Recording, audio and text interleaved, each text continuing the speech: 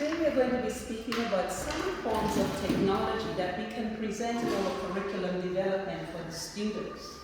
You know that we are going through this pandemic and we have changed from in-class learning primarily to hybrid and online learning. And there are a few things that we can use to infuse into our system. We are using the computers essentially right now. We have gone all technologically based and we're using the computers. But to make things even easier, we have what is called the smartboard. The smartboard can enable us to speak to students both far and wide. We can do it for our computers as well, but if we're hybrid, that means we are partly in the classroom and sometimes on computers. For math, which is what I primarily teach, there are a few things that we use. We could incorporate what is called Khan Academy. Khan Academy is a free online program for resources to keep everyone learning. So after I have taught in the classroom, you are able to go on to Khan Academy and research and get help for the things that I have taught. That is one. You can then use the graphing calculator. The graphing calculator, which is what we used to use before as plain graphing, has now been transferred, it always was, into a graphing calculator on web-based called the Desmos calculator. It does the very same thing for you. If I were to put in y is equal to x squared, I have to get it into numbers.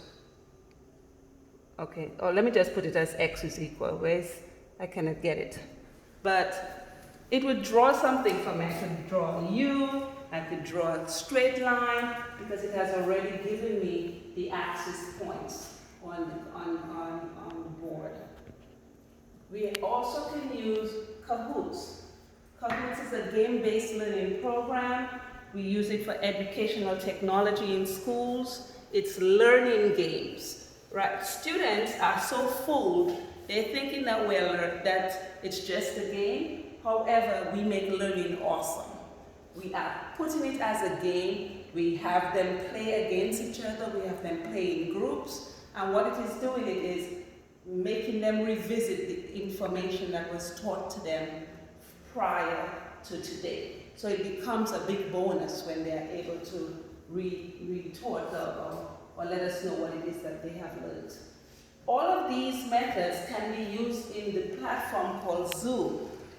We have Zoom, which is video communications that has a telecommunications. We can speak to you online.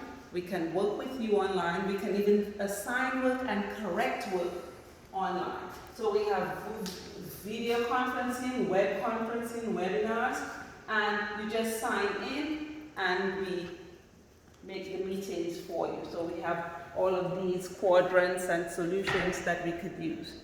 There is another one. You can meet on Zoom. It's just so easy.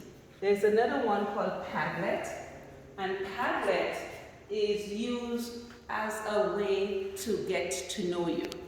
So in this, it's little pads that are always done when it comes up. They have little baby pads just like this. I ask the question, and for example, I say, how are you today? And each person is to write one sentence, and it makes us know how the person is. So it's a getting to know you kind of program. But generally, with all of these extra things that are included or can be included, the one that we like the most is called Edmentum. Edmentum includes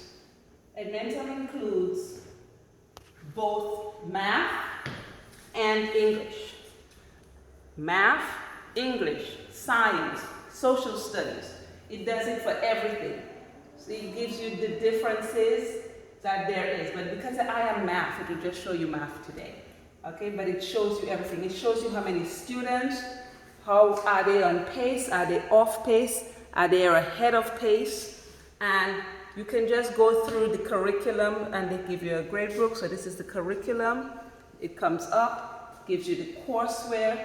You are able to choose which ones the children are doing. So let's just assume that they're going to be working on semester A.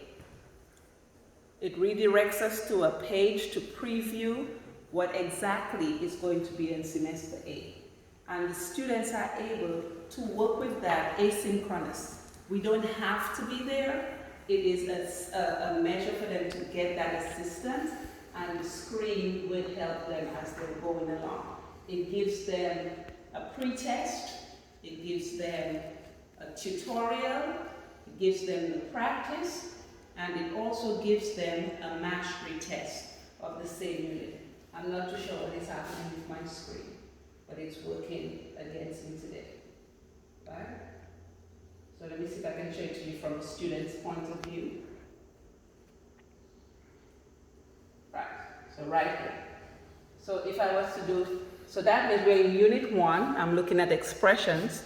They have the expressions tutorial, the practice, and the mastery test. If they go into the tutorial is giving them the information that they have with a small video, and the video comes up and it starts talking to them and with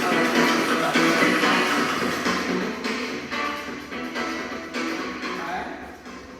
When they're finished using this and going through the tutorial, there is, I can save and exit, there is the practice that goes with the tutorial. The practice comes up, it gives you 12 questions, sometimes it gives you 5 questions, and it asks you to do your questions. It gives it to you, you submit your answer, and at the end it tells you if you have mastered the information.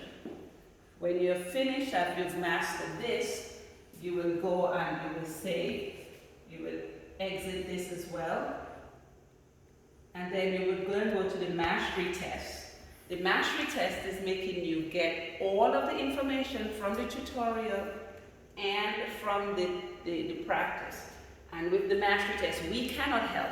We can help you with the tutorial, we can help you with the practice, but by this time, the screen is expecting you to know how to do the information, and that's where we come in, you know? So, and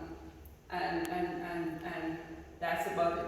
But with curriculum D, this is our curriculum that we've been using in New York City. We are using this in our District 18 in Brooklyn.